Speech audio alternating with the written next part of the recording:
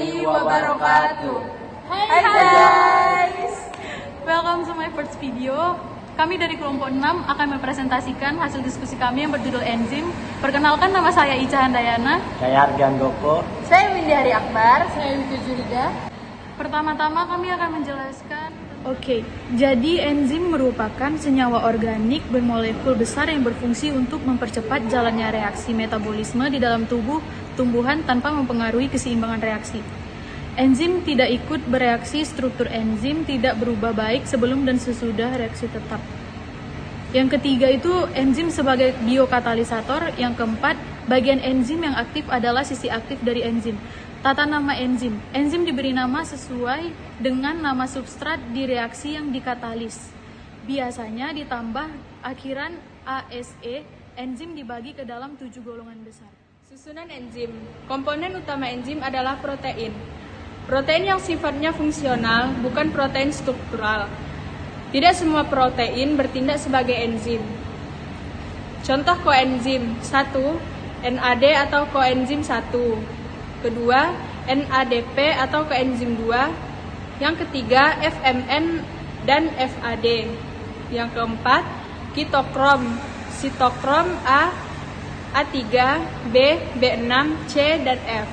Yang keenam, ATB adalah senyawa organik berenergi tinggi yang mengandung 3 gugus P dan adenin ribosa. Sifat enzim.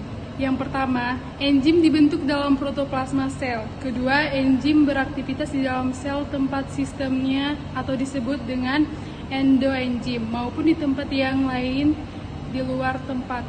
Sistemnya disebut eksoenzim. Dan ketiga, sebagian besar enzim bersifat endoenzim. Enzim bersifat alkaloid, luas permukaan besar bersifat hidrofil. Kedua, dalam bereaksi dengan senyawa asam maupun basa. Ketiga, enzim sangat peka terhadap faktor-faktor yang menyebabkan denaturasi protein, misalnya suhu, pH, dan lain-lain. 4. Enzim dapat dipacu maupun dihambatan aktivitasnya.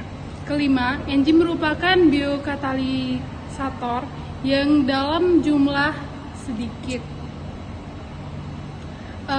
memacu laju reaksi tanpa merubah keseimbangan reaksinya. Dan keenam, tidak ikut terlibat dalam reaksi. Struktur enzim tetap baik sebelum maupun setelah reaksi berlangsung. 7. Enzim bermolekul besar. Kedelapan, enzim bersifat khas atau spesifik. Suhu yaitu minimumnya 0 derajat Celcius sampai 40 derajat Celcius maksimal, tetapi optimumnya sampai 30 derajat Celcius.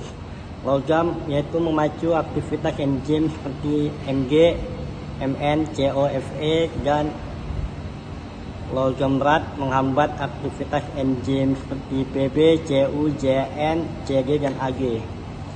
pH tergantung pada jenis enzimnya, seperti pepsin aktif, kondisi masam, amilase, kondisi netral, tripsin, kondisi basa. Baru ada konsentrasi substrat. Konsentrasi substrat yang banyak mula-mula memicu aktivitas enzim, tetapi kemudian menghambat karena ada penumpukan produk. Konsentrasi enzim meningkatkan konsentrasi enzim memacu aktivitasnya. Air memacu aktivitas enzim, ada vitamin memacu aktivitas enzim.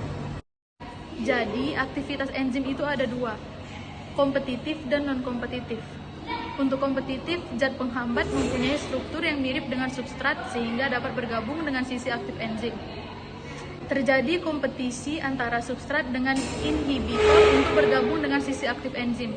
Yang non-kompetitif, zat penghambat menyebabkan struktur enzim rusak sehingga sisi aktifnya tidak cocok lagi dengan substrat.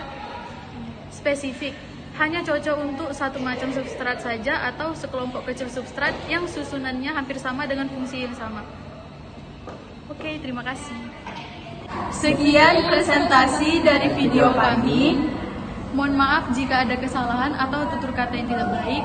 Jangan lupa Like Comment And subscribe. and nyalakan lonceng notification. Dadah.